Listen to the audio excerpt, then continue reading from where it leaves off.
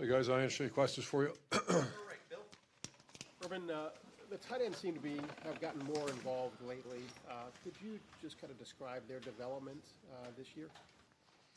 Yeah, that's a position that we needed to have some guys step up and grow up. Luke Farrell is really going to be a fine player here. He's still very young.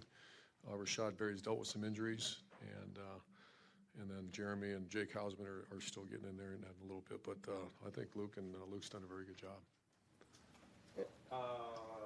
Third row left, Dan.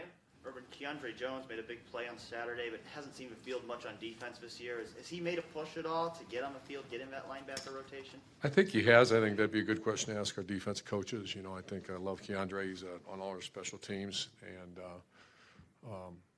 I don't know exactly how many snaps he's getting on defense, but that was obviously a big play, and that's how you start to earn your right to get more playing time. What, in your view, are the things he does have to do to maybe get some more playing time on defense? Just perform in practice. I mean, the same thing with any position. I once again, I would hand that off to the position coach and the D coordinator. I know that I'm very involved in kicking game, and he's done very well for us there. Far left, Lori.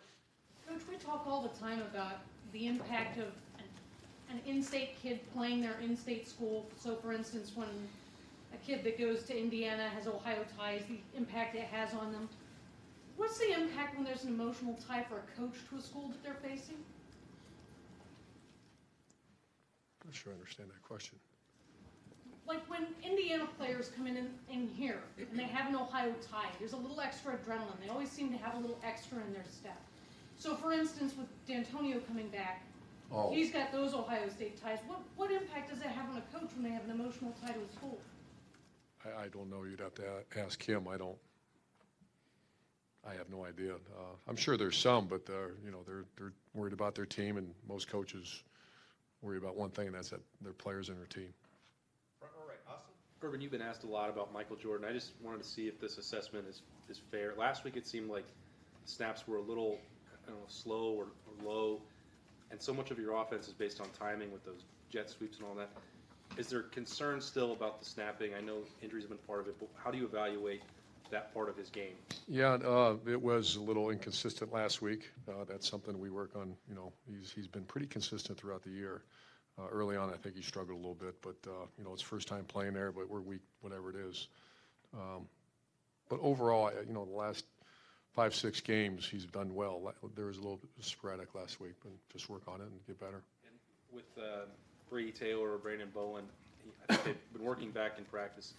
Could they help you guys this week or down the stretch at all? Right now, they're backups. They can help us. And we were at dire straits there for a minute. We had no one. I mean, not no one, but we were down to the bare bones. Yeah, they can help us. They're not starting yet, but they can help us with depth. Right next door, Tim. Yeah, Urban, following up on Michael Jordan, it looks like Michigan State through the years has liked to put a lot of pressure in the A-gap if they can. I mean, just to affect things. How is he equipped now to handle that kind of stuff? And, they do play some games occasionally up front.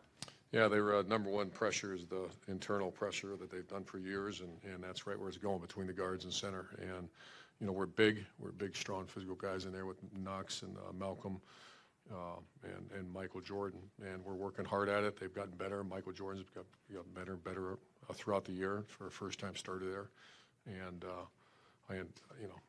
you're very right. That's a big part of this defense we're getting ready to face, and how they perform is going to depend on how we perform. Is that more of a mental game for Michael, dealing with that kind of stuff, or obviously physically he can? Yeah, it's physical. It's we've given them all those looks. It's not so much look. They just got very good players. Far left, Doug. Urban, you talked on Monday. It seems like you've been very eager to get a healthy secondary back. Where are you guys on that? Do you feel like you will be healthy there? Yeah, pretty close to all. We were down 3 starters last week, 2, and then Jordan got ejected from the game. And then this year you got 3 corners. Or this week we have 3 corners ready to go and good depth of safety. And just in terms of mood, vibe, confidence, how your team looks in practice, how they look on the sideline. It's a long season. Where are they? I know you always monitor that. Do you feel good about where they are mentally? I do. The question you just asked make it feel better because they're healthy. Same with the offensive line. Munford's feeling pretty good. We're for this time of year and the schedule we play, we're pretty healthy. And final question, second row left. All right.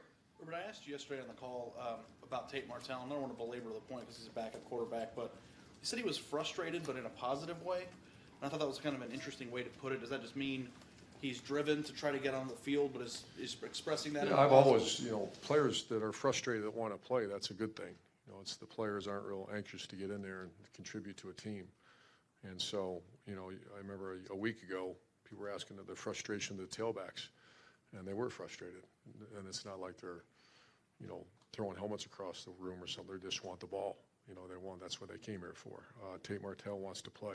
So he's frustrated, but in a positive way. He wants to do anything to help his team win. Okay, and one quick follow-up, unrelated. We talked about Brendan White all week, been asked a lot about him. What's the pecking order at safety this week? It's not been finalized. I'll know more tomorrow.